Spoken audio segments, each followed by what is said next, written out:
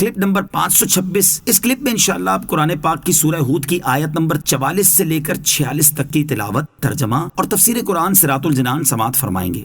بسم اللہ الرحمن الرحیم۔ ترجمہ، اللہ کے نام سے شروع جو نہایت مہربان رحمت والا ہے۔ وقیل یا ارض ابلعی ماءک ویا سماء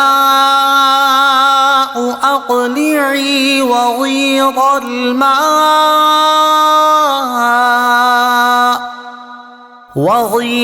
الماء وقضی الامر واستوت على الجودی وقیل بعدا للقوم الظالمین۔ ترجمہ، اور حکم فرمایا کہ اے زمین اپنا پانی نگل جا، اور اے آسمان تھم جا، اور پانی خشک کر دیا گیا اور کام تمام ہو گیا، اور وہ کشتی جودی پہاڑ پر ٹھہر گئی، اور فرما دیا گیا ظالموں کے لیے دوری ہے۔ وقیلا، اور حکم فرمایا گیا جب طوفان اپنی انتہا پر پہنچ گیا اور اللہ تعالیٰ نے حضرت نوح علیہ السلام کی قوم کو غرق کر دیا، تو اللہ تعالیٰ کی طرف سے زمین کو حکم فرمایا گیا کہ اے زمین اپنا پانی نگل جا، اور آسمان کو حکم فرمایا کہ اے آسمان تھم جا، پھر پانی خشک کر دیا گیا، اور حضرت نوح علیہ السلام کی قوم کی ہلاکت کا کام پورا ہو گیا۔ حضرت نوح علیہ السلام کی کشتی 6 مہینے زمین میں گھوم کر جودی پہاڑ پر ٹھہر گئی۔ یہ پہاڑ موصل یا شام کی حدود میں واقع ہے۔ حضرت نوح علیہ السلام کشتی میں 10ویں رجب کو بیٹھے اور 10ویں محرم کو کشتی جودی پہاڑ پر ٹھہری، تو آپ علیہ السلام نے اس کے شکر کا روزہ رکھا اور اپنے تمام ساتھیوں کو بھی روزہ رکھنے کا حکم دیا۔ عاشورہ کے روزے کی فضیلت، 10 محرم یعنی عاشورہ کے دن روزہ رکھنا سنت ہے، جیسا کہ حضرت عبداللہ ابن عباس رضی اللہ تعالیٰ عنہما فرماتے ہیں رسول کریم علیہ السلام نے عاشورہ کو روزہ خود رکھا اور اس کے رکھنے کا حکم فرمایا۔ اور اس کی فضیلت کے بارے میں حضرت ابو قتادہ رضی اللہ تعالیٰ عنہ سے روایت ہے کہ حضور اقدس علیہ السلام نے ارشاد فرمایا، مجھے اللہ عز و جل پر گمان ہے کہ عاشورہ کا روزہ 1 سال پہلے کے گناہ مٹا دیتا ہے۔ وَنَادَى نُوحٌ رَبَّهُ فَقَالَ رَبِّ إِنَّ ابْنِي مِنْ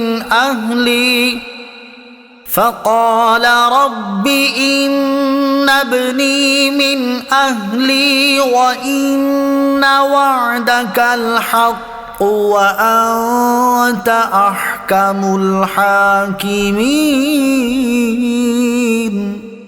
ترجمہ، اور نوح نے اپنے رب کو پکارا تو عرض کی، اے میرے رب، میرا بیٹا بھی تو میرے گھر والوں میں سے ہے، اور بے شک تیرا وعدہ سچا ہے اور تو سب سے بڑا حاکم ہے۔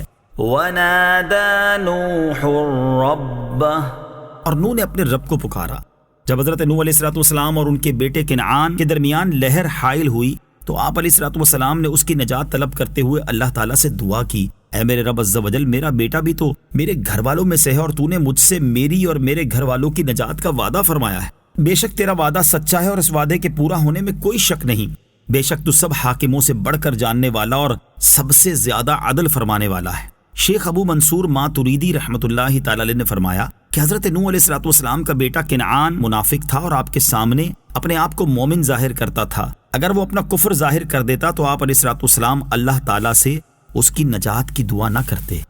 قال یا نوح انہ لیس من اہلک انہ عمل غیر صالح فلا تسألنی ما لیس لک به علم انی اعظک ان تکون من الجاہلین۔ ترجمہ، اللہ نے فرمایا، اے نوح، بے شک وہ تیرے گھر والوں میں سے ہرگز نہیں، بے شک اس کا عمل اچھا نہیں، پس تم مجھ سے اس بات کا سوال نہ کرو جس کا تجھے علم نہیں۔ میں تجھے نصیحت فرماتا ہوں کہ تو ان لوگوں میں سے نہ ہو جو جانتے نہیں۔ انہو لیس من اہلک، بے شک وہ تیرے گھر والوں میں ہرگز نہیں تھا۔ اس سے مراد یہ ہے کہ وہ آپ علیہ السلام پر ایمان لانے والوں میں سے ہرگز نہ تھا، یا اس سے مراد یہ ہے کہ وہ آپ علیہ السلام کے ان گھر والوں میں سے نہ تھا جن کی آپ علیہ السلام کے ساتھ نجات کا اللہ تعالیٰ نے وعدہ فرمایا تھا۔ نجات کے لیے صرف نسبی قرابت کا اعتبار نہیں، اس آیت سے ثابت ہوا کہ نجات کے لیے صرف نسبی قرابت کا اعتبار نہیں بلکہ اس کے لیے ایمان شرط ہے۔ جیسے کنعان کو حضرت نوح علیہ السلام سے نسبی قرابت تو بدرجہ اولا حاصل تھی، لیکن چونکہ دینی قرابت یعنی ایمان حاصل نہ تھا، اس لیے اللہ تعالیٰ نے اس کی حضرت نوح علیہ السلام سے قرابت کی نفی فرما دی۔ انه عمل غیر صالح، بے شک اس کا عمل اچھا نہیں تھا۔ ایک قول یہ ہے کہ اس آیت میں حضرت نوح علیہ السلام کے سوال کے بارے میں کلام ہے۔ اس صورت میں آیت کا معنی یہ ہوگا کہ اللہ تعالیٰ نے حضرت نوح علیہ السلام سے فرمایا، اے نوح علیہ السلام، آپ نے جو سوال کیا وہ قبول نہیں کیا جائے گا، کیونکہ اللہ تعالیٰ صرف مسلمانوں کے حق میں شفاعت قبول فرماتا ہے، لہٰذا آپ علیہ السلام کا اپنے بیٹے کی نجات کا سوال کرنا درست نہیں۔ تنبیہ، یاد رہے کہ سوال سے منصب نبوت میں کوئی حرج واقع نہیں ہوتا، کیونکہ حضرت نوح علیہ السلام اپنے بیٹے کے اظہار اسلام کی وجہ سے اسے مسلمان سمجھتے تھے، اور انبیاء کرام علیہ السلام ظاہر پر ہی حکم لگاتے تھے۔ دوسرا قول یہ ہے کہ اس آیت میں حضرت نوح علیہ السلام کے بیٹے کے بارے میں کلام ہے۔ اس صورت میں آیت کا معنی یہ ہے کہ آپ علیہ السلام کے بیٹے کے عمل اچھے نہ تھے، وہ شرک کرتا اور آپ علیہ السلام کو جھٹلاتا تھا۔ دوسرا قول راجح ہے۔ فلا تسألنی ما لیس لک به علم، پس تم مجھ سے اس بات کا سوال نہ کرو جس کا تجھے علم نہیں، یعنی جس بات کے درست یا غلط ہونے کا آپ کو علم نہیں، اس بات کا مجھ سے سوال نہ کرو۔ میں تجھے نصیحت فرماتا ہوں کہ تم ان لوگوں میں سے نہ ہونا جو نہیں جانتے۔